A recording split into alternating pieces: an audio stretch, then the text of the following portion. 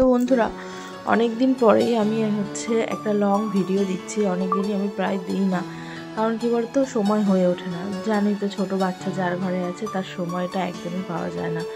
বাচ্চার পেছনে সময় দেবে, নিজের পেছনে সময় দেবে না, সংসারের পেছনে সময় দেবে না, এই ভিডিওর পেছনে সময় দেবে।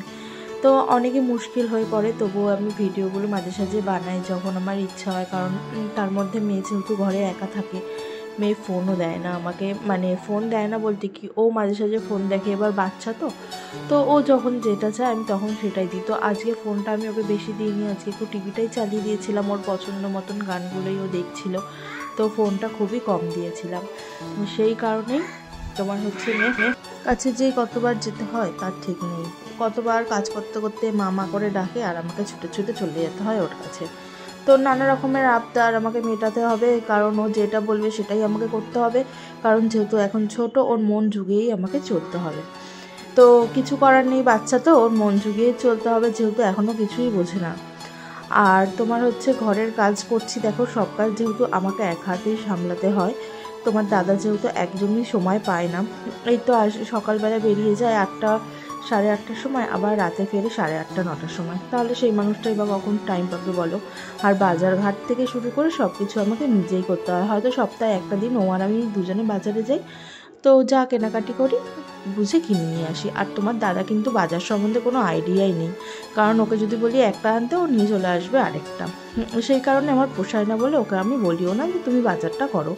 যতটা সম্ভব আমি নিজেই বাজার করি, ওর সাথে গিয়ে করি, না হলে আমি একা যাই।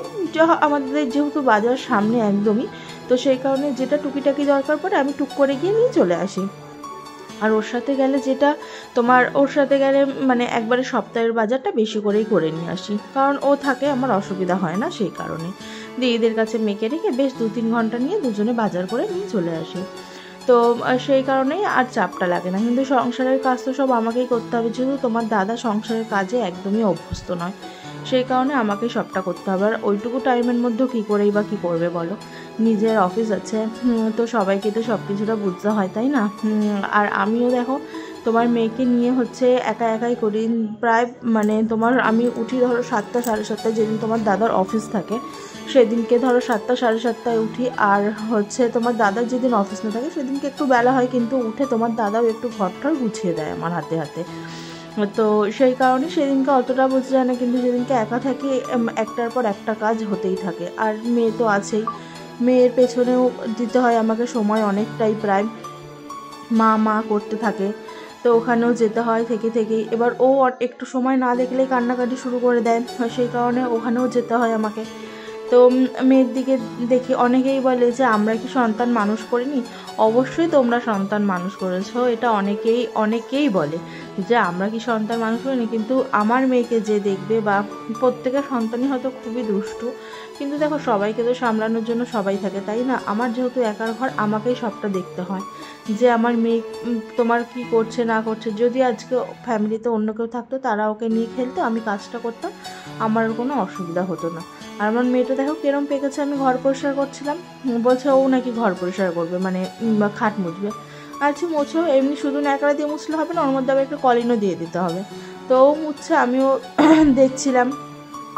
তো কিছু কিছু দুষ্টুমি দেখে ভালোও লাগে, বসে বসে দেখতে থাকি যে কী দুষ্টুমি করছে। আবার কিন্তু মাঝে সময় এমন করে, তখন খুব মাথাটা গরম হয়ে যায়, বিশ্বাস করো। আবার বাচ্চা তো দুষ্টুমি করবেই। ওর বাবা বলে এখন করবে না, কবে করবে? অবশ্যই করবে, কিন্তু মাঝে সাঝে আমারও মানে মেন্টালিটি ঠিক থাকে না, তখন খুব রাগ হয়, বিশ্বাস করো।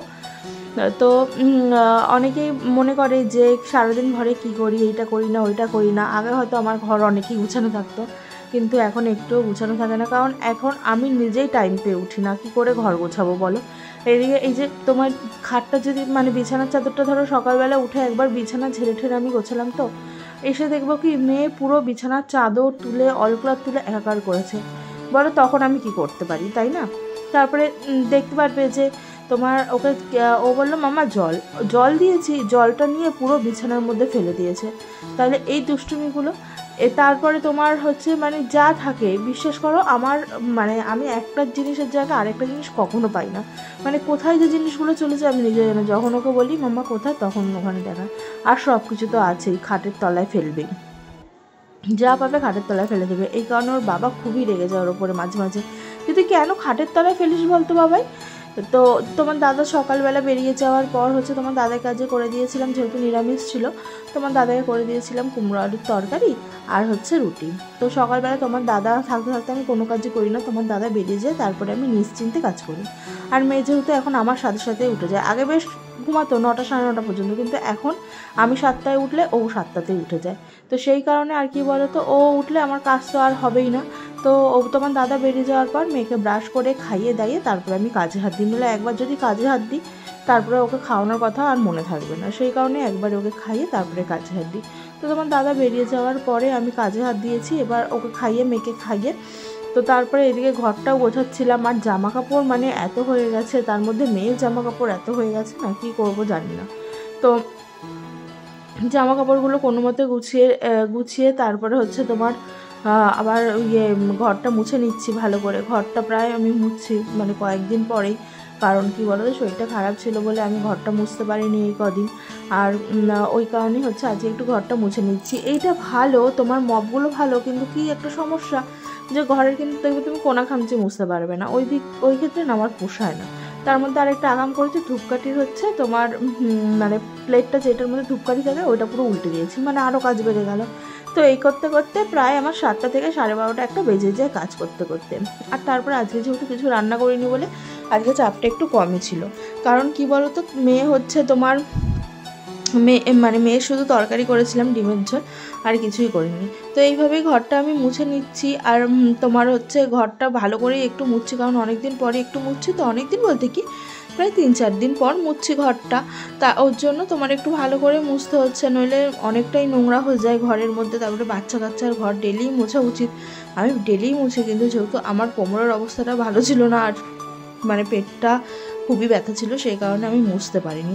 ওর জন্য হচ্ছে তোমার 2-3 দিন পরেই মুছছে। একার ঘর, কিছু করার নেই, এগুলো মেনে নিতেই হবে, তাই না? তো এ করেই ঘরগুলো মুছে নিচ্ছি। তার মধ্যে মেয়ে এই এখন বায়না ধরেছে যে ও নিচে নামবে। এখন কি নিচে নামে যায় বলো? তারপরে হচ্ছে দেখো না, একা একা কি সুন্দর ও খেলছে, ও মানিয়ে নিয়েছে, ও জানে যে একার ঘর আমাকে এইভাবেই মানতে হবে। দিদিরা আসলে বাবারা আসলে একটু কান্নাকাটি করে, কিন্তু আবার সব ঠিক হয়ে যায়, আস্তে আস্তে আবার চুপ হয়ে যায়। মা দাদা আমি বলছি হ্যাঁ দাদা করতে গেছে। তো তারপরে ও কিন্তু জানে যে না, কিন্তু সেটাও ও মেনে নেয়। তারপরে কেউ আসলে চলে গেলে একটু কাঁদে ঠিকই, কিন্তু সেটাও মেনে নেয় যে হ্যাঁ, ও জানে যে ওকে একাই থাকতে হবে, কিছু করার নেই। তো তারপরে দেখো সব কাজ ছেড়ে একটু ছাদে চলে গেছিলাম জামা কাপড়গুলো মেলতে, তাড়াতাড়ি শুকিয়ে যাবে বলে।